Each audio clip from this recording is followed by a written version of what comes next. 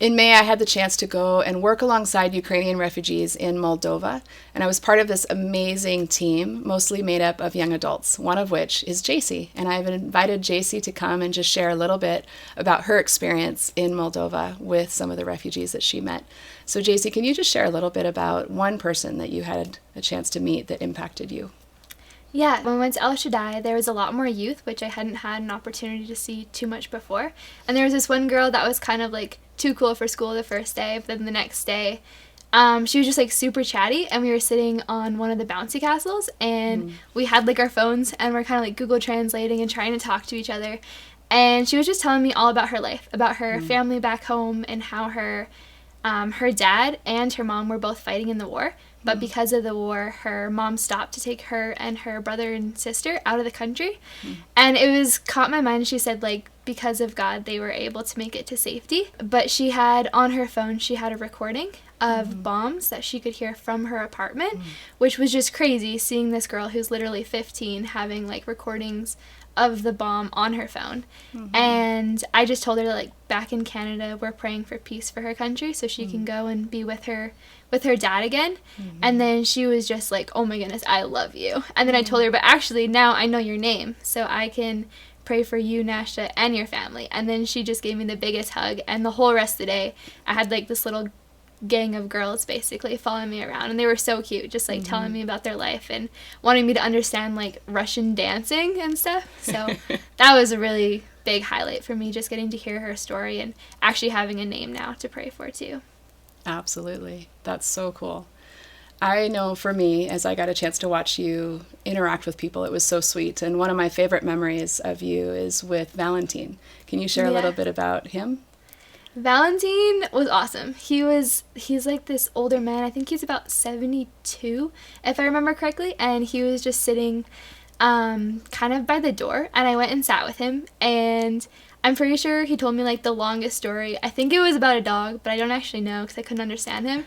And we sat there forever. And eventually he figured out I can't speak Russian or any other language he was speaking. But we figured it out. We were kind of like communicating, and he was trying to like tell me stuff. We got each other's names, and eventually a translator came by, and he's like, I don't need that. Like, we already communicated. We understand each other.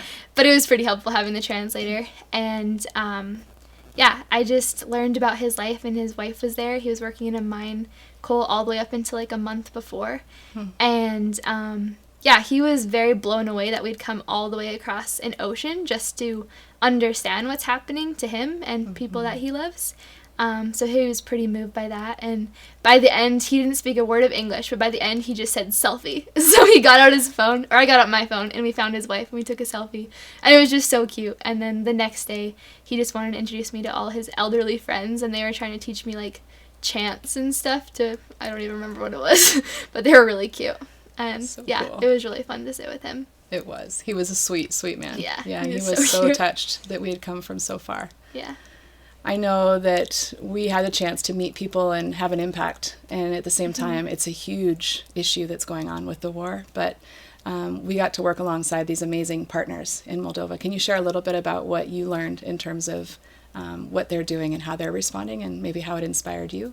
Yeah, I feel like I was most blown away by how big and spread out, like, I have so many brothers and sisters in Moldova, and the way they have just been loving the Ukrainians. Like, I couldn't even tell the difference between, like, Ukrainians and Moldovans. Like, they're so intermingled, and the way the church is stepping up and, like, bringing them into their homes, and they have, like, teams of young adults weekly going out to these camps and just playing with the kids and reconnecting and making sure that they're actually taking the time to sit and listen with them.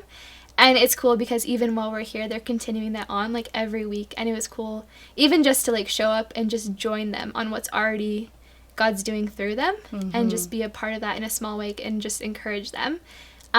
Because they're totally stepping up and just taking this on, even by being such a small country and even like a small church. They're doing so much stuff. It's so cool. It's so true. Yeah, they're amazing. It's so true. So if you would be interested in joining, we've got a team going in October that can jump in with that amazing Moldova team. We'd love to see you join.